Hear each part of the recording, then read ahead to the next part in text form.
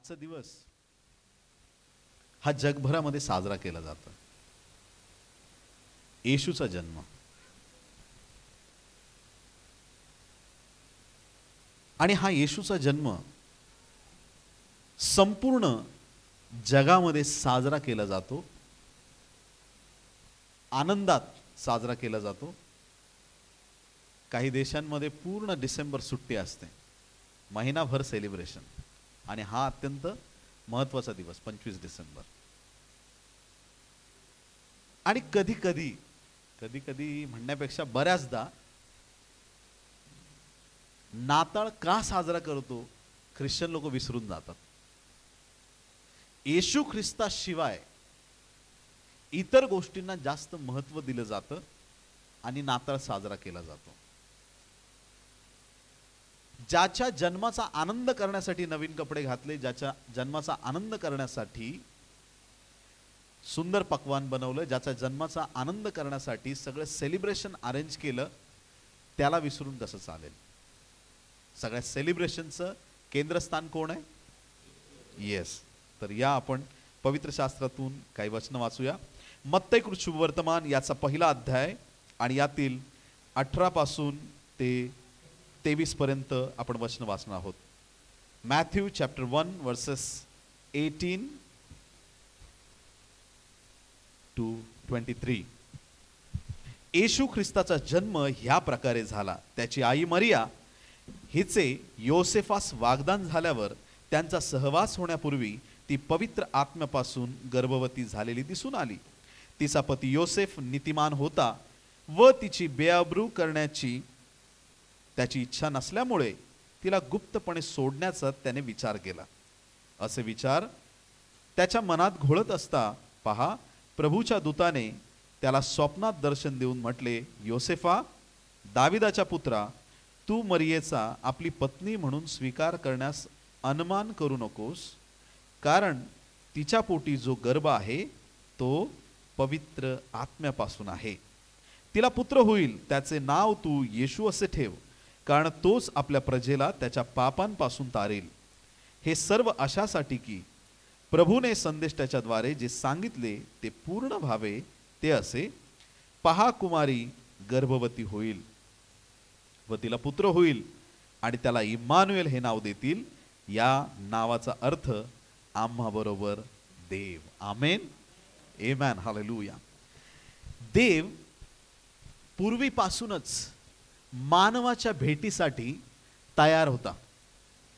आदामाला ज्यावेळेस परमेश्वराने बनवलं, परमेश्वर आदामाला फेस टू फेस भेटायचा, समोरासमोर भेटायचा. आणि आपल्याला माहित आहे पाप जगामध्ये आला आणि काय गोष्टी घडत गेल्या. परमेश्वर आणि मनुष्य यांच्यामध्ये एक आडभिंत पापाची तयार झाली. पण तरी सुद्धा ते आडभिंत असताना सुद्धा परमेश्वराने मोशेला सांगितलं, एक अशी जागा तू तयार कर ज्याला म्हणायचं निवास मंडप. त्या निवास मंडपामध्ये बाहेरचं अंगण होतं, त्यानंतर पवित्र स्थान आणि पुढे अतिपवित्र स्थान, परमपवित्र स्थान, होली ऑफ होलीज. त्या परमपवित्र स्थानामध्ये जर एखादा पापी माणूस पापात राहून जर प्रवेश करायचा तो तिथंच मरून जायचा. कुणी आमेन म्हणेल का? असा पवित्र देव, एक कण ही अपवित्र त्यात आली तर तो अपवित्र माणूस तिथंच मरणार, हे 100% नक्की आहे. आमेन. इतका पवित्र देव, त्याच्या उपस्थितीमध्ये जाण्यासाठी याजकांचा थरथर काप व्हायचा. त्या देवाला भेटायला मी कसा जाऊ, त्या देवापुढं मी कसा जाऊ, त्या परमेश्वराच्या जवळ मी कसा जाऊ. कारण की जर माझ्यामध्ये काही पाप चुकून झाला असेल तर मी जाताना तर जिवंत जाईल पायांवरती, पण येताना मला खेचत आणतील मेलेल्या मुर्द्यासारखं. अशी भीती ते याजकांच्या मनामध्ये होती. देवाला भेटणं म्हणजे एक भीतीचं ठिकाण होतं. देवाला भेटणं म्हणजे थरथर काप आणि भीती, आणि देव मला मारून टाकेल का या भीतीने लोक देवाला भेटायला जायचे. पण तुम्हाला सांगू द्या, निवास मंडपामध्ये जो देव भेटायला यायचा तो गव्हाणीमध्ये जन्माला आला. Praise the Lord. गाईच्या गोठ्यामध्ये जन्माला आला. आता आपल्या दृष्टिकोनातून, तुमचा माझा जगाचा दृष्टिकोन, मर्सिडीजमध्ये आला की खूप मोठा माणूस आहे, सायकलवर आला तर साधा माणूस आहे, राजवाड्यात जन्म घेतला फार मोठा माणूस आहे, झोपड्यात जन्म घेतला, साधारण माणूस आहे. हे तुमचे आणि माझे कॅल्क्युलेशन आहेत. परंतु परमेश्वर तुमच्या आजूबाजूच्या परिस्थितीला पाहत नाही, तर तो तुमच्याकडे पाहत असतो. परिस्थिती काहीही असू द्या, या ठिकाणी देवाच्या प्रिय लोकांनो, जो परमेश्वर ईश्वर जो भेटीसाठी निवास मंडपामध्ये यायचा, तो आता गाईच्या गोठ्यामध्ये तुमच्या आणि माझ्या भेटीसाठी आला. आणि ज्या वेळेस देवाच्या प्रिय लोकांनो आपण पाहतो की बाळ झालं, तर पहिला प्रश्न असतो, काय असेल बरं तो पहिला प्रश्न? कोणासारखा दिसतो, बरोबर ना? पण मी तुम्हाला खात्रीने एक गोष्ट सांगतो, येशूचा जन्म झाला, आई बापांनी पाहिलं एकमेकांकडं, हा तुझ्यासारखा पण नाही, हा माझ्यासारखा पण नाही, हा देवासारखा आहे, हा देवासारखा आहे, हा देव आहे. हा ना तर तुझ्यासारखा, ना योसेफासारखा दिसत होता, ना मरियेसारखा दिसत होता, पण पवित्र आत्मा त्या मरियेच्या उदरामध्ये आला, म्हणून येशूचा जन्म झाला. तो देवासारखा आणि देवच तो आहे. प्रभू येशू जगामध्ये आला. आता जुन्या करारामध्ये देवाने विचारलेला पहिला प्रश्न, देवाने विचारलेला पहिला प्रश्न, first question asked by God in the old testament, पहिला प्रश्न देवाने काय विचारला असेल तर तो प्रश्न आहे, आदामा कोठे आहेस? आदामा तू कोठे आहेस? पहिला प्रश्न. नवीन करारामध्ये मानवाने पहिला विचारलेला प्रश्न, यहुद्यांचा राजा जन्मास आलाय, तो कोठे आहे? कळतं आपल्याला फरक? जुन्या करारामध्ये उत्पत्तीचा ग्रंथ 3 अध्याय 9 वचनामध्ये देव प्रश्न विचारत आहे, आदामा मानवाला विचारत आहे, तू कोठे आहेस? म्हणजे मी तुला पवित्र असं ठेवून गेलो होतो, आता तू पवित्र राहिलास का? तू कुठे गेलायस? आता तू पापात पडलायस का? देवाचा प्रश्न आहे, तू कुठे आहेस? मानवाला प्रश्न आहे. आणि नव्या करारामध्ये मत्तई 2 अध्याय 2 वचनामध्ये सगळ्यात पहिला प्रश्न या ठिकाणी विचारण्यात आलाय, आणि तो मागी लोकांनी प्रश्न विचारलेला आहे, यहुद्यांचा राजा म्हणजे देव उद्धारक जन्माला आलाय, तो कुठे आहे? येशू कुठे आहे? देव कुठे आहे? प्रभू कुठे आहे? तारणारा कुठे आहे? आणि ते ताऱ्याचा शोध घेत घेत आले होते. जुन्या करारामध्ये देव माणसाला शोधतोय आणि नवीन करारामध्ये माणूस देवाला शोधतोय. पण तुम्हाला सांगू द्या देवाच्या प्रिय लोकांनो, मागे लोक येशू बाळाच्या दर्शनाकडे येत होते, त्याचं दर्शन घेण्यासाठी ताऱ्याच्या दिशेने येत होते. देवाच्या संत गणांनो, हा तारा तेजस्वी तारा, आणि त्या ताऱ्याच्या दिशेने हे मागी लोक आपला प्रवास करत आहेत. आज आपल्या जीवनामध्ये प्रश्न आहे, असायलाच पाहिजे, येशू कुठे आहे? मी कामाच्या ठिकाणी जातो तिथं येशू आहे का? माझ्या घरामध्ये येशू आहे का? मी शाळेत कॉलेजमध्ये जिथं जातो तिथं येशू आहे का? आपण स्वतःला तपासून पाहिलं पाहिजे, आमच्या जीवनामध्ये येशू आहे का? ख्रिस्त जगामध्ये आला आणि त्याच्या येण्याने आमचं जीवन परिवर्तित झालं, आम्हाला स्वर्गात जाण्याची वाट मिळाली. जुन्या करारामध्ये परत एकदा उत्पत्तीचा ग्रंथ 3 अध्याय 15 वचन, पहिली भविष्यवाणी बायबलची काय आहे का? आणि तू व स्त्री, म्हणजे आता सैतानाला शाप दिलेला आहे का? तू व स्त्री, तुझी संतती व तिची संतती यामध्ये मी परस्पर वैर स्थापिन. कोणामध्ये? स्त्रीची संतान आणि सैतानाची संतान यांच्यामध्ये काय होणार? दोस्ती करायची, सैतानाबरोबर दोस्ती करायची. मी पण बसतो तू पण बस म्हणायचं, मी पण घेतो तू पण घे म्हणायचं, तू पण चोरी कर मी पण चोरी करतो म्हणायचं नाही. सैतान लबाड आहे, लबाडाचा बाप आहे. सैतानाशी जे शेक हँड करतात ते लाईफ लॉंग शेक होत जातील, पडणार त्यांचं जीवन, काही खरं नाहीये. सैतानाबरोबर दोस्ती नाही करायची. इकडं लिहिलंय देवाने आपल्यामध्ये आणि सैतानामध्ये वैर स्थापन केलंय. येशूने कधी असं केलं का? दुष्टात्मा प्लीज जा रे बाबा, तिला त्रास होतो, तुला विनंती करतो तू जा सैताना, असं कधी येशूने म्हटलं का? प्लीज रिक्वेस्ट आहे असं येशूने कधी म्हटलं का? कधीच येशूने दुष्टात्म्यांना विनंती केली नाही, तर तो धमकावत होता. बोलो येशू मसीह की हालेलुया. येशू दुष्टात्म्यांना धमकावत होता. ही वैर भावना टिकून राहिली पाहिजे, सैतानाशी दोस्ती नाही करायची. पुढे बायबल सांगतं ती तुझे डोके फोडील व तू तिची टाच फोडशील. इथं मूळ भाषांतरात ठेचणं हा शब्द वापरलेला आहे. ठेचून टाकशील. स्त्रीचं संतान सैतानाचं मस्तक ठेचणार, ही येशूच्या जन्माविषयीची पहिली भविष्यवाणी आहे. आमेन. येशू ख्रिस्त जगामध्ये येणार आणि तो काय करणार की तो त्या सैतानाचं मस्तक ठेचणार, सैतानाला हरवणार, त्याचं मस्तक तो ठेचून टाकणार आणि तो सैतान प्रभूची टाच फोडणार. हे पण इथे लिहिलेलं आहे. देवाच्या प्रिय लोकांनो, ही भविष्यवाणी पुन्हा एक वार हजारो वर्षानंतर यशाया संदेष्टाच्या द्वारे त्याबद्दल पुन्हा एक वार सांगण्यात आलं. आणि यशाया 7वा अध्याय 14व वचन तिकडे सांगितलं ना, स्त्रीची संतान. पहा आता इथं परत एकदा यशाया 7:14 मध्ये बायबल काय सांगतं. यास्तव प्रभू स्वतः तुम्हाला चिन्ह देत आहे. पहा, कुमारी गर्भवती होऊन पुत्र प्रसवेल व त्याचे नाव इम्मानुएल, आमच्या सानिध्य देव असे ठेवील. वाईट टाकावे व चांगले घ्यावे हे त्या समजू लागले, म्हणजे तो लोणी व मध सेवन करेल. या ठिकाणी वचन सांगतं की कुमारी गर्भवती होईल. ज्या बीजाबद्दल उत्पत्तीमध्ये सांगितलेलं आहे, स्त्रीच्या संतानाबद्दल सांगितलेलं आहे, यशाया संदेष्टाने पुन्हा एक वार त्या वचनांची उजळणी केली. आणि पहा, त्याने पुन्हा एक वार आणखीन एक देवापासून चिन्ह दिलं की एक कुमारी गर्भवती होणार आहे, एक कुमारी गर्भवती होईल. आणि मग पुढे आपण ज्यावेळेस वचनातून पाहतो, मत्तय 11वा अध्याय आणि यातील 18 ते 23 वचनामध्ये, देवाच्या प्रिय लोकांनो, या ठिकाणी जी सुरुवातीला आपण वचन वाचली, यामध्ये बायबल सांगतं की ती कुमारी कोण आहे. मरिया, येशूची आई. देवाच्या प्रिय लोकांनो, जगामध्ये पुष्कळ स्त्रिया होत्या, खूप स्त्रिया होत्या, परंतु परमेश्वराने मरियेची निवड केली. योसेफ आणि मरिया वागदत्त झाले होते, म्हणजे साखरपुडा झाला होता, एंगेजमेंट झाली होती ऑलरेडी.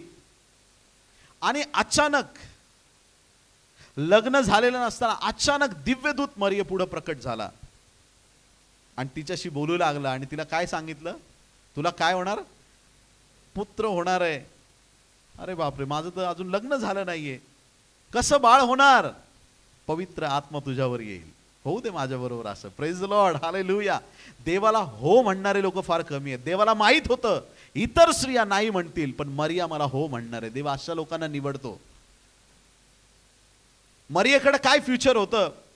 बेथलेहमध्ये जातील त्यावेळी त्यांच्याकडे स्वतःचं घर नसणार आहे, त्यांच्याकडे कुठल्या गोष्टी नसणार आहेत, कुठल्या सेव्हिंग्स नाही आहेत, घरं नाही आहेत, प्रॉपर्टी नाही आहे, कुठल्या चांगल्या गोष्टी त्यांच्याकडे नाही आहेत. पण त्यांच्याकडे एक खासियत आहे की ते देवाला हो म्हणू शकतात.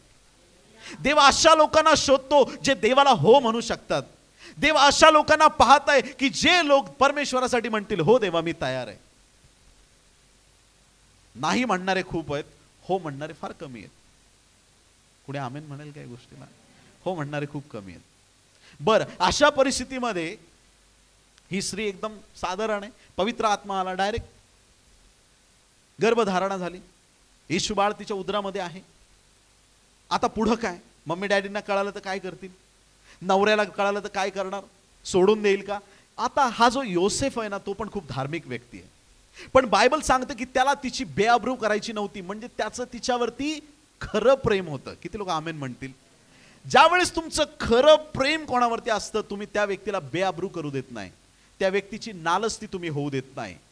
योसेफाने तेच केलं, तिची बेअब्रू होऊ दिली नाही आणि योसेफाने गपचूप तिला सोडायचा त्यांनी निर्णय घेतला. कारण की मी जर सगळ्यांना सांगितलं, अरे बापरे ही बाई अशी निघाली, ही चांगली नाहीये, कॅरेक्टरलेस आहे, असं तसं योसेफ जर बोलला असता तर लोक धोंडमार करायला तयार झाले असते. कारण हा तर नियम आहे जुन्या करारातला. परंतु योसेफ तिला गुप्तपणे सोडण्यासाठी तयार याकरिता होता की त्याला ठाऊक होतं ही स्त्री तशी नाहीये, परंतु मला तिला गपचूप सोडलं पाहिजे, कारण त्याला ती मनापासून आवडली होती. देवाच्या प्रिय लोकांनो, संगती राहिल्याने अनुभव येतो, एकमेकांचे स्वभाव कळतात. पण या ठिकाणी देवाच्या संत गणांनो, यांचा अजून विवाह झालेला नाहीये, पण त्यांच्यामध्ये साक्षात देवाची उपस्थिती आहे. तर या ठिकाणी या उभयतांनी निर्णय घेतला. ती तिकडे हो म्हटली आणि हा इकडे सोडायला तयार झाला तिला. परत देवदूतांनी स्वप्नात येऊन सांगितलं, सोडायचं नाही तिला. पकडे रे ना, छोडणं नाही. आमेन, हालेलुया. तुझीच बायको आहे ती, तिला सोडायचं नाही. पवित्र आत्म्याच्या द्वारे ती गर्भवती, तिला सोडू नको. तिचा स्वीकार कर, तिला स्वीकारण्यास अनुमान करू नको. बायबलचे शब्द आहेत. देवाच्या प्रिय लोकांनो, या व्यक्तीने निर्णय बदलला. देवदूत भेटला, त्याला सत्यता कळाली, त्याने निर्णय बदलला, त्याने मरियेचा स्वीकार केला आणि पुढे हा नावनिशी सुरू झाली, त्यांचा प्रवास सुरू झाला. आणि असा प्रवास त्यांनी आज सुरू केला. देवाच्या प्रिय लोकांनो, यशाया संदेशाच्या द्वारे झालेली भविष्यवाणी एक्झॅक्ट 700 वर्षांनंतर पूर्ण झाली. कुमारी गर्भवती होईल. 700 वर्ष लोक वाट पाहत होते. कोण कुमारी येते, कोण कुमारी आहे, कोण कुमारी. 700 वर्षांनंतर येशूचा जन्म झाला. यशायानंतर देवाच्या प्रिय लोकांनो, ही भविष्यवाणी पूर्ण होण्यासाठी 700 वर्ष लागली. आणि ती मरिया आणि तो योसेफ, प्रभूने त्यांची निवड केली. नावनिशी झाली, आपापल्या गावी निघून जायला सांगितलं. गव्हर्नमेंटचे नियम बदलतात, कुणाला काही करायला लावू शकतात. नोट बंद तर बंद. जुनी 500ची टाकू नका आज. Praise the lord, hallelujah. नवीनच टाका. कळालं आपल्याला? जे बंद ते बंद, जे सुरू ते सुरू. गव्हर्नमेंट गोष्टी बदलू शकतं. त्या काळातल्या गव्हर्नमेंटने गोष्टी बदलल्या होत्या. नावनिशी झाली, आपापल्या गावी पाठवून दिलं. आता या प्रेग्नेन्सीमध्ये एवढा प्रवास करून, त्या मातेला एवढा प्रवास करून जायला लागलं. योसेफही बरोबर आहे. येशू बाळ उदरामध्ये, बघा, बाळ पोटात असताना एवढा प्रवास करते, नंतर त्याला प्रवासच करायचा आहे. Praise the lord, hallelujah. तुम्हाला कळतंय? नाही कळत? लोक शब्द वापरतात बाहेरच्या जगातले, गर्भसंस्कार हा शब्द वापरतात. मी त्याला तो नाही शब्द वापरणार. पण मी हे म्हणेल की बाळ उदरात असताना आईच्या सवयी खूप चांगल्या असाव्यात. किती लोक आमेन म्हणतील? लक्षात ठेवा, लक्षात ठेवा. आईच्या सवयी खूप चांगल्या असाव्यात. जे तुम्ही कराल, बायबलमधून तुमच्याशी बोलतोय मी. आणखीन एक उदाहरण सांगतो, अजून एक सांगू शकतो. बाप्तिस्मा करणारा योहान आलीशेबेच्या उदरात होता. 5 महिने एकांतवासात गेले. किती महिने? 5 महिने अरण्यात गेली. तिचा जो मुलगा झाला, त्याचं नाव तर अरण्यात घोषणा करणाऱ्याची वाणी होतं. तो पण अरण्यात जाऊन प्रभूचं गौरव करायला लागला. तुम्ही काय करता हे महत्वाचं आहे. या मातेने बाळाला उदरात घेऊन प्रवास केलाय. आणि मग प्रत्येकाच्या घरी त्यांनी विचारलं. नातेवाईक आहेत, आम्ही लांबचे आलोय. मुंबईच्या लोकांना माझं बोलणं जास्त पटणार आहे. Praise the lord, hallelujah. अचानक ज्यावेळेस पाहुणे येतात, आपली घरं लहान असतात, अचानक पाहुणे येतात, त्यावेळेस काय तारंबळ उडते. तर शाळेमध्ये जागा नव्हती, कुठंच जागा नव्हती. आणि मग एक जागा मिळाली. एक माणूस असेल, कोणीतरी त्याने म्हटलं असेल की अरे इथं जागा नाही, गोठा आहे, जायचं तर जा तिकडे. गोठ्यात जागा आहे. मग हे नवीन दाम्पत्य गोठ्यामध्ये गेलंय. आणि त्या ठिकाणी देवाच्या प्रिय लोकांनो, येशू ख्रिस्ताचा जन्म गायीच्या गोठ्यामध्ये झाला. घरामध्ये झाला असता तर बेडवरती बाळाला ठेवलं असतं, चांगल्या बिछाण्यावर बाळाला ठेवलं असतं. पण जन्म झाला गायीच्या गोठ्यामध्ये. मग जनावरं जिथं जेवतात, वैरण टाकण्याचं जे ठिकाण आहे त्याला गव्हाणी म्हणतात. लाकडाची किंवा दगडाची असू शकते. जिथं जनावरांचं जेवण ठेवलं जातं तिथं जीवनाची भाकर ठेवण्यात आली. Praise the Lord. संपूर्ण जगाच्या तारणासाठी, उद्धारासाठी जीवनाची भाकर त्या गव्हाणीमध्ये ठेवण्यात आली. प्रभूला तिथं ठेवलं आणि देवाच्या प्रिय लोकांनो, त्या ठिकाणी येशू बाळाचा जन्म झाला. माझ्या बहिणींना, मातांना आणि ज्या मुली आहेत त्यांना विनंती आहे. कधी कधी या माझ्या माता बहिणी फार निराश होतात. देवाने पुत्र पाठवला, आब्रामानंतर इसाकाला आशीर्वाद मिळाला, इसाकानंतर या हे सगळे जेंट्स लोकांनाच आशीर्वाद असतात. आमचं काय आहे की नाही बायबलमध्ये? त्यांच्यासाठी मी बोलतोय. बायबलमध्ये एक घटना आहे. गणना 27 अध्याय 1 ते 11 वचनं लिहून घेऊ शकता, नंतर वाचा, कारण विषयांतर नको. फक्त मरियेला देवाने निवडलं या विषयी मला थोडक्यात बोलून पुढे जायचंय. गणना 27 अध्याय 1 ते 11 वचन. सलाफहाद नावाचा एक व्यक्ती होता. सलाफहाद हा व्यक्ती असा होता की त्याला 5 मुली होत्या. बोले येशू मसीह की. किती मुली होत्या? चांगली गोष्ट आहे. मला पण 2 मुली आहेत. Praise the lord, hallelujah. किती मुली होत्या? 5 मुली होत्या. धार्मिक माणूस होता. कोरह जो होता त्याने बंड पुकारलं, देवाच्या विरुद्ध वागला आणि मग ते कसे मेले तुम्हाला माहिती आहे. त्याच्यामध्ये हा नव्हता, म्हणून हा धार्मिक आहे असं म्हटलं जातं. हा व्यक्ती मरण पावला. तिथं सगळी स्टोरी दिली आहे, तुम्हाला वाचायला मिळेल त्या गणना 27:1-11 वचनांमध्ये. हा व्यक्ती मरण पावला आणि आता भाऊबंधांनी काय केलं, याला मुलगाच नाही, वारस कुणीच नाही, कट करून टाका, मुलींना काहीच मिळणार नाही, निघून जा इथून, असा पंचांनी निर्णय घेतला. या 5 मुलींची हिंमत बघा, त्या मोशेकडे गेल्या. किती लोक आमेन म्हणतील? हालेलुया. 5 मुलींनी काय केलं? कुठे गेल्या? मोशेकडे जाऊन त्या उभ्या राहिल्या आणि त्यांनी 5 जणींनी सांगितलं, आम्हाला भाऊ नसला म्हणून काय झालं, ते सगळं वारसदारचा हक्क आम्हा 5 बहिणींना देऊन टाका. बोलो येशू मसीह की. पण मोशे काय म्हटलं माहितीये का? बायबलमध्ये असा नियम नाही, तरी मी प्रार्थना करतो. मोशेने प्रार्थना केली देवाच्या प्रिय लोकांनो, आणि देवाने काय उत्तर दिलं माहितीये का? त्या मुली ज्या आहेत ना, त्या बरोबर बोलतायत, त्यांना वारस बनवून टाक, त्यांना वारस बनवून टाक, त्यांना वारस बनवून टाक. सांगण्याचं तात्पर्य हे, देवाच्या प्रिय लोकांनो, देवाच्या प्रिय संतगणांनो, या 5 मुलींनी आवाज उठवला, देवाने नियम बदलले. किती लोक आमेन म्हणतील? Hallelujah, praise the Lord. नियम बदलला, नियम बदलला. मुलाला मिळणारे आशीर्वाद मुलींना मिळायला सुरुवात झाली. आणि त्याचमुळं वंशावळीच्या अभ्यासात तुम्हाला कळेल मरियेचं महत्त्व काय आहे. विषयांतर म्हणजे आपल्याला दुसरीकडे न जाता किंवा विषयांतर न करता आपल्याला थोडक्यात ही गोष्ट समजून घ्यायची आहे की प्रभूच्या नजरेमध्ये माझ्या बहिणींनो तुमची किंमत फार मोठी आहे. आमेन. आधी योसेफाशी नाही बोलला देव. किती लोक आमेन म्हणतील या गोष्टीला? माझ्या बहिणींनो तुमच्याकडून तरी मोठ्याने आमेन यायला पाहिजे होतं. आधी मरियेशीच का बोलला देव? प्रश्न पडला पाहिजे तुम्हाला. देवदूतांनी दर्शन आधी कोणाला दिलं? नंतर योसेफाला. आधी मरियेशी बोलला परमेश्वर, नंतर योसेफाशी. का माहिती का? एदेन बागेत सैतान आला ना, पहिला हवेशी बोलला, मग नंतर आदामाकडे ते पाप शिरलं. प्रियांनो, हवेपासून सुरुवात झाली. नवीन करारात पण देवाला बोलायचं होतं, देवाने मरियेपासून सुरुवात केली आणि मग तो योसेफाशी बोलला आणि उद्धारकाला, तुमच्या आणि माझ्या तारणाऱ्याला प्रभूने या जगामध्ये पाठवलं. मरियेच्या उदरी येशूचा जन्म झाला. ज्यावेळेस आपण जन्म घेतो त्यावेळेस एक दोरी आपल्या पोटामधून येते. बेंबीमध्ये एक दोरी असते, जे आता मेडिकल सायन्समध्ये त्यांना माहिती आहे की नाही? बाकीच्यांना माहितीच नसेल, सगळ्यांना माहिती. व्हेरी गुड, प्रेज लॉर्ड, प्रभूची स्तुती असो. काय म्हणतो त्याला दोरीला? ते आपण नाळ. देव, बेंबीचा प्रश्नच येत नाही. देवाला बेंबीचा प्रश्नच येत नाही.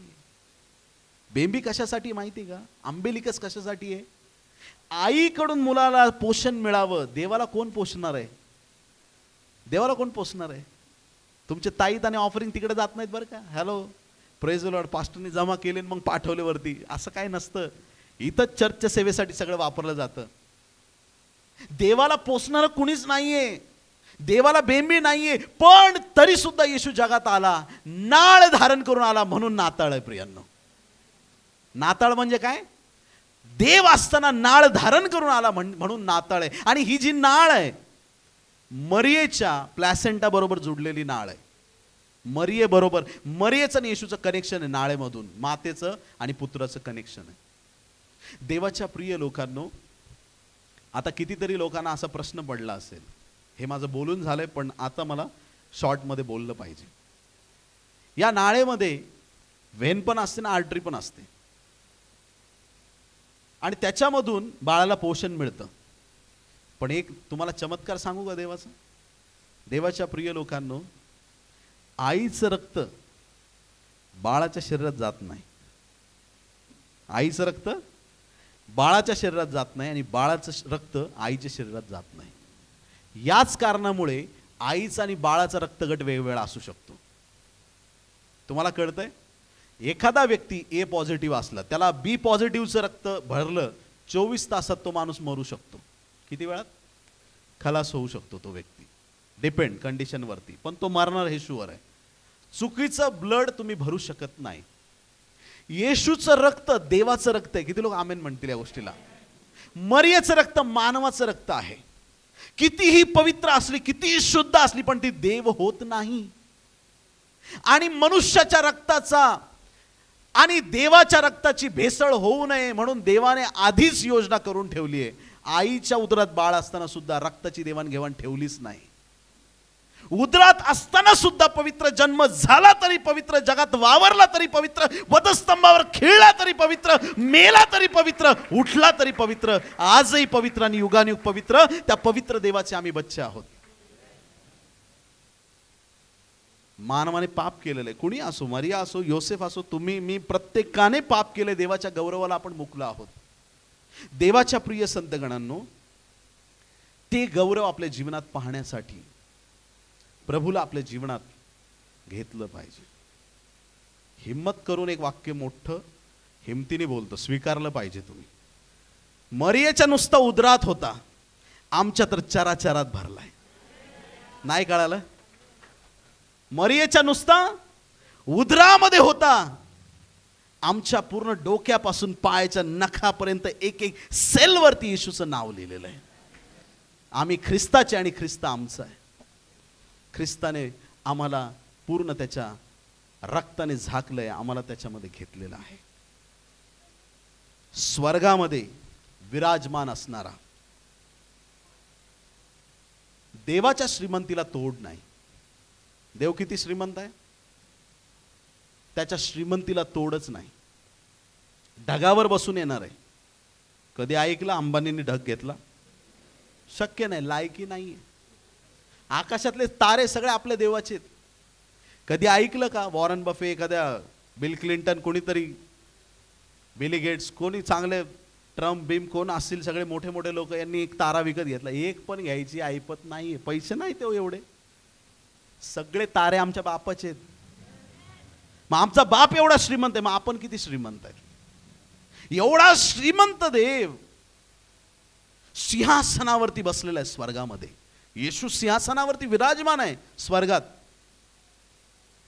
आता मी तर चांगला बसलो होतो. मला जर सांगितलं स्टेजवर आहे, आता मला आनंद आहे. पण मला जर कोणी सांगितलं पास्टर तिथं नका बसू, खाली बसा, मला कसं वाटेल?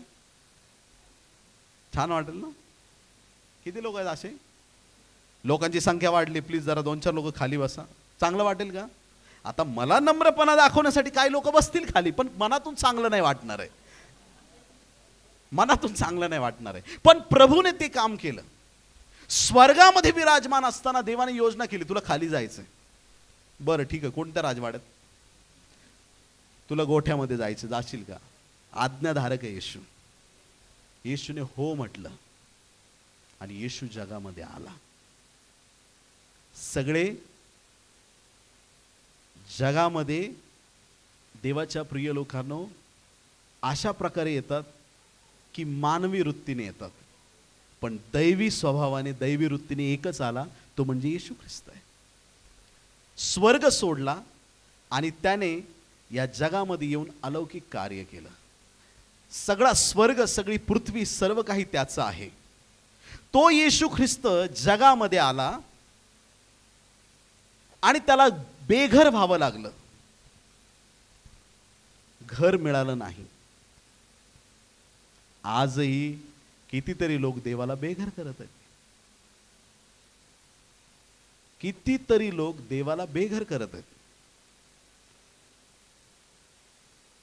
1 कोरिंथ 3 अध्याय 16 वचन, तुम्ही देवाचे मंदिर आहात, तुम्हामध्ये देवाचा आत्मा वास करतो, तुम्हाला ठाऊक नाही का? जर तुम्ही देवाचे मंदिर आहात तर आत कोण राहिलं पाहिजे?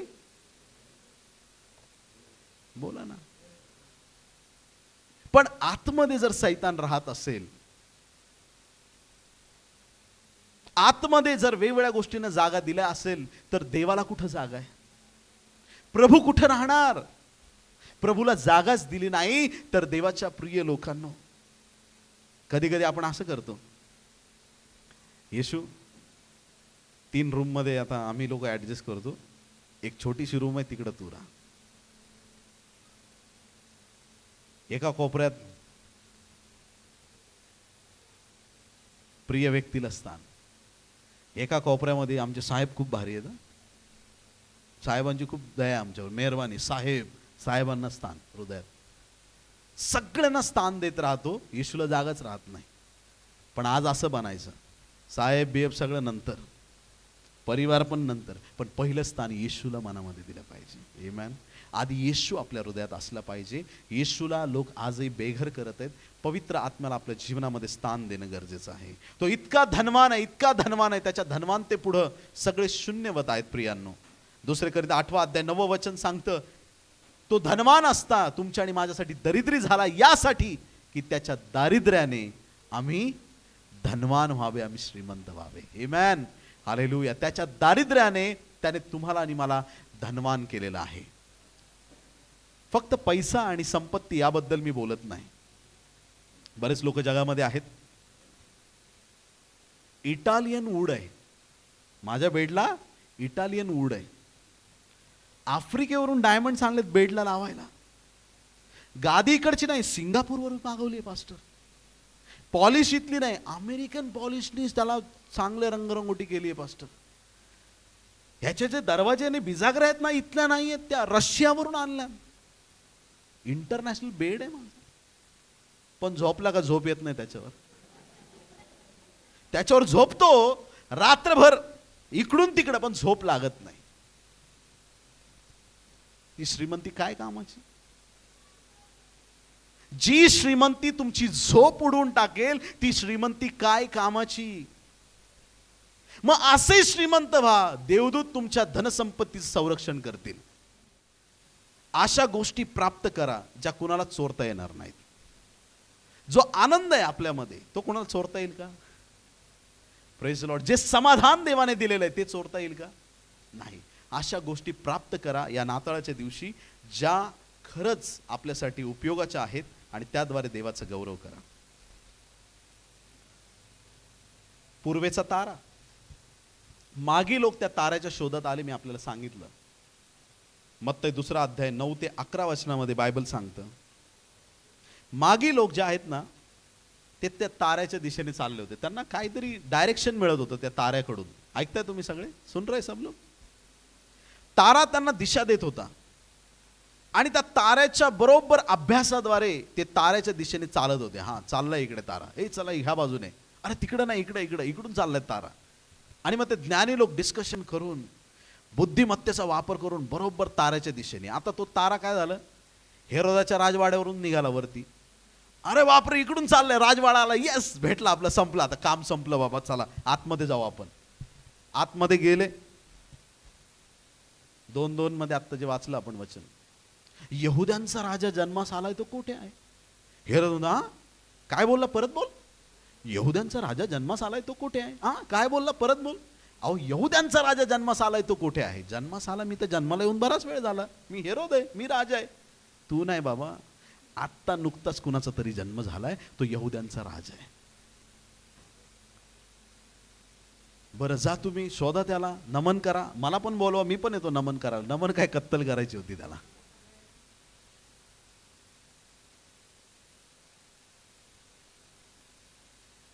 बायबल सांगतं, स्पष्टपणे वचनामध्ये लिहिलेलं आहे, स्पष्टपणे, यात तीळ मात्र फरक नाही. मत्ती 2 अध्याय 9 ते 11 वचनामध्ये, तारा जाऊन ज्या घरावरती थांबला त्या घरामध्ये येशू होता. किती लोक आमीन म्हणतील?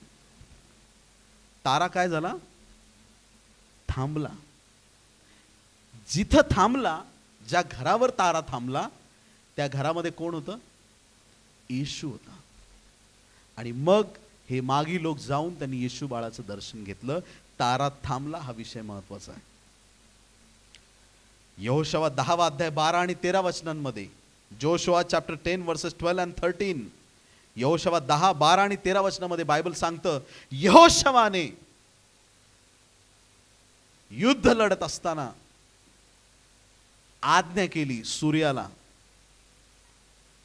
सूर्याला काय आज्ञा केली? रिक्वेस्ट नाही, आज्ञा केली. काय आज्ञा केली? गप, जिथं आहेस तिथंच उभा राहा, हालायचं नाही. लहान मुलं गेम खेळतात ना स्टॅच्यू, तसंच जागेवर थांबवलं. सूर्य आणि चंद्र दोघे जिथे आहेत तिथं थांबा. आत्ताच्या आत्ता सूर्य थांबला, चंद्र थांबले. यहोशुआने सूर्य चंद्रांना थांबवलं. कळतंय तुम्हाला फरक? यहोशवाने सूर्य चंद्राला थांबवलं, पण तारा स्वतः होऊन येशूसाठी थांबला. फरक तुम्हाला कळायला पाहिजे चर्च, फार महत्वाचा आहे. तुम्ही थांबवता मिरॅकल आहे, पण तारे तुमच्याकडे येऊन थांबतात हा मोठा मिरॅकल आहे. तारा आला, मग देवाच्या प्रिय लोकांना, मागे लोकांना तर भेटायचं होतं, पण त्या ताराला जास्त उत्सुकता होती प्रभूला भेटण्याची. कारण हा तारा काय आता असा बनवत नाहीत मध्ये मध्ये. जगाची निर्मिती करत असताना देवाने एक स्पेशल स्टार बनवून ठेवला तेव्हाच, चौथ्या दिवशी. तुला सांगतो, माझ्या मुलाचा जन्म होईल त्यावेळेस जाऊन तिकडे चमकायचं, डेकोरेशन बरोबर करायचं, वेळेवर यायचं, वेळ करायचं नाही. ते लोक येतील तुला शोध, तू लेट करू नको, तू पण वेळेवर दे, बरोबर एकदम. देवाच्या प्रिय, सायलेंट करा, तू वेळ करू नको. तारा हजारो वर्ष वाट पाहत राहिला. ख्रिस्ती लोकांकडे वाट पाहण्याची वृत्तीच नाहीये. बोले येशू मसीह की. आम्ही प्रीच करतो येशू येणार, येशू येणार. ते म्हणतात अरे कधी येणार? येणार, त्याच्या समयामध्ये येणार. देवाच्या प्रिय लोकांनो, तो तारा त्या ठिकाणी त्या घरावरती येऊन थांबला. आणि या मागी लोकांनी ऊद बोळ सोनं काय काय मूल्यवान गोष्टी प्रभू बाळाला त्यांनी समर्पित केल्या. एक समय असा होता जन्म घ्यायला जागा नव्हती, पण आज असा समय आला की आता ठेवायला जागा नाही, एवढं धनसंपत्ती त्यांना प्राप्त झाली. कठीण काळामध्ये टिकून राहा. Praise the lord, praise the Lord. कठीण प्रसंगामध्ये, अवघड परिस्थितीमध्ये टिकून राहा, स्थिर राहा, खंबीर राहा आणि वाट पहा देवाच्या तारणाची. कुठलीही परिस्थिती असू द्या, परमेश्वर ती परिस्थिती बदलल्याशिवाय राहणार नाही. तुमचं दुःख आनंदात बदलणार म्हणजे बदलणारच, त्यात तीळ मात्र शंका नाही. देवाच्या प्रिय लोकांनो, ज्या परिस्थितीत तुम्ही आहात, जितकी कठीण परिस्थिती तुमची असेल, तेवढं मोठं देवाचं गौरव पुढे होणार आहे. जन्म घ्यायला जागा नव्हती, पण आज एक एक हृदयात त्याने जन्म घेतलाय. प्रत्येकाच्या घरामध्ये येशू आहे, प्रत्येकाच्या कामामध्ये येशू आहे, प्रत्येकाच्या जीवनात येशू आहे, सगळीकडे येशू आहे. आणि चॅलेंज देऊन सांगतो, येत्या काही महिन्यांमध्ये आणि वर्षांमध्ये, असं नाही 50 वर्षांनी होणार आहे, 200 वर्षांनी, येत्या काही वर्षांमध्ये बसमध्ये तुम्ही बसाल, ते म्हणतील प्रेज द लॉर्ड ब्रदर, कुठलं तिकीट देऊ? कंडक्टर तुम्हाला म्हणणार, ड्रायव्हर म्हणणार हो प्रेज द लॉर्ड ब्रदर. हा, तिकीट काउंटरवरती, रस्त्यावरती तुम्हाला सगळीकडे प्रेज द लॉर्ड आणि हालेलुयाचा गजर दिसणार. लाल किल्ल्यावरून हालेलुयाचं कोरस गायलं जाणार. संपूर्ण जगामध्ये येशूचं नाव उंच होणार. देवाच्या प्रिय लोकांनो, प्रत्येक गुडघा टेकला जाणार आहे. म्हणून प्रत्येक परिस्थितीत स्थिर आणि खंबीर राहा. ज्या वेळेस मेंढपाळ येशू बाळाच्या दर्शनाला आले, प्रियांनो, लूक याचा 2 अध्याय 8 ते 20 वचनामध्ये मेंढपाळांना दर्शन दिलं. आता आजपर्यंत हेच संदेश आपण ऐकले. मागे लोक ज्ञानी लोक, मेंढपाळ साधे भोळे लोक. अरे बाबा, ते बिझनेसमॅन होते. मागे लोक तर होतेच भारी, त्यांनी संपत्ती वगैरे दिली, त्याच्यावरून तुम्ही त्यांना भारी म्हणता, चांगली गोष्ट आहे. मेंढपाळांना साधं समजू नका. अरे इतका मोठा बिझनेस होता, कारण की त्यांना माहिती आहे लोक पाप करत राहणार आणि आपल्याकडून मेंढरं विकत घेत राहणार. आपला बिझनेस संपणार आहे? कधी नाही संपणार. घ्या मेंढरं, विका, कापा, मारा, तिकडे जा, आमचा बिझनेस वाढणार. असे ते मेंढपाळ होते, बिझनेस करणारे होते. मग मेंढपाळांना का दर्शन दिलं देवानी? ए बाबांनो, बिझनेस बंद करायची वेळ आली. खरं कोकरू आलाय जगात, येशू आलाय जगात. तो वधस्तंभावर जाणार, तुमचे धंदे पाण्यात बुडणार. हालेलुया. कधी कधी येशू येतो आम्हाला डुबवण्यासाठी. बोला येशू मसीह की. काय लोकांचा जय येत नाहीये. हालेलुया. जे देवापासून नाही ते बुडून जाऊ द्या, जे देवापासून आहे ते उंच उठू द्या. त्या गोष्टींमध्ये यश प्राप्त होऊ द्या आणि त्यामध्ये देवाचं गौरव होऊ द्या. देवाच्या प्रिय लोकांनो, ही मेंढपाळ जे होते रानावनामध्ये मेंढरं पाळायचे आणि हीच मेंढरं त्या ठिकाणी बलिदानासाठी समर्पणासाठी मंदिरामध्ये वापरली जायची.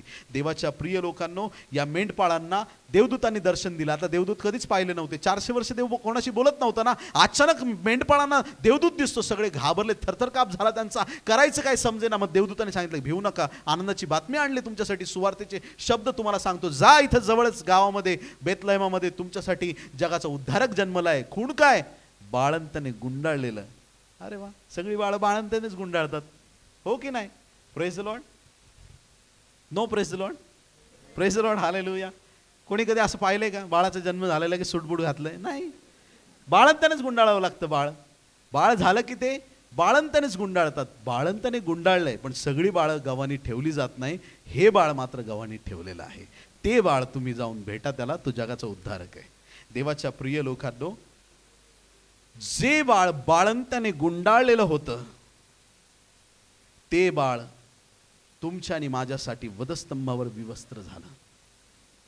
ते बाळ वधस्तंभावरती विवस्त्र झालं आणि त्याच प्रभू येशू ख्रिस्ताने ज्यावेळेस त्याच्या वचनामध्ये प्रकट केलेलं आहे की ज्यावेळेस तो सेकंड कमिंगसाठी येईल, प्रकटीकरण 19 अध्याय आणि 13व्या वचनामध्ये सांगितल्याप्रमाणे रक्तात बुचकळलेले कपडे तो अंगावरती घालून येईल. आमेन. बाळंताने गुंडाळलं होतं, ते बाळंत्यातले किंवा जगाचे कपडे जगाने काढून घेतले. वधस्तंभावर ख्रिस्त मारला गेला आणि ज्यावेळेस त्याला कबरेत ठेवण्यात आलं, ज्यावेळेस तो कबरेत गाडला गेला, लाजर तर प्रेतवस्त्रासहित बाहेर आला होता हो, पण येशू वस्त्रांसहित बाहेर आला नाही. जगाने जे दिलं जगाला परत देऊन टाकलं. बोलो येशू मसीह की. जगाने दिलेले प्रेतवस्त्र जगाला देऊन टाकले, कारण की त्याच्यावर आता मरणाची सत्ता राहिली नव्हती आणि म्हणून तो पुनरुत्थित झाला.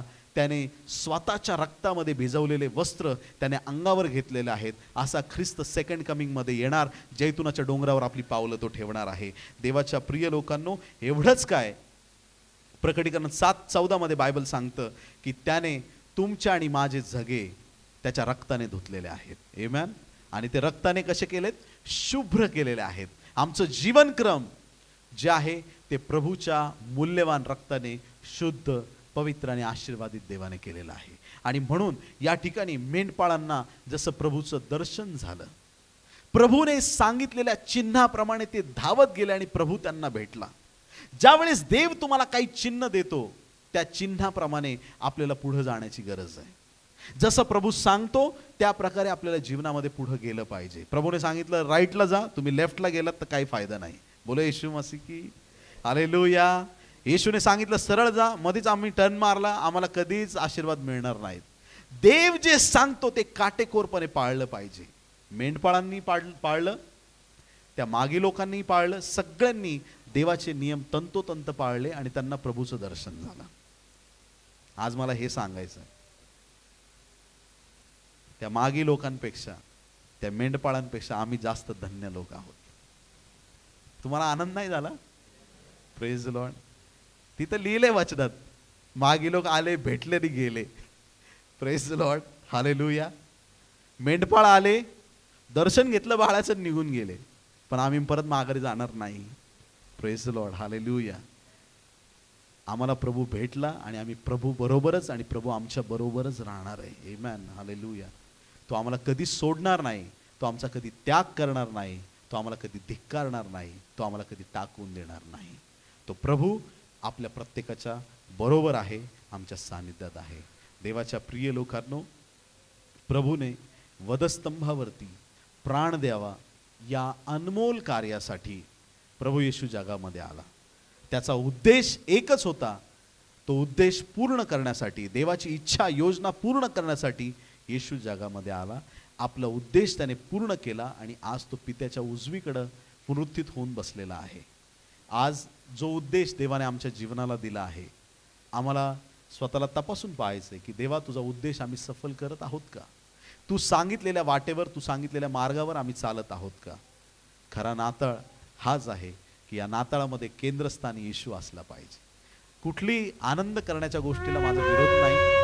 आनंद, मौज, मजा सगळ्या गोष्टी केल्या पाहिजेत, पण याचं केंद्रस्थान येशू असावा ही देवाची योजना आहे. आमेन.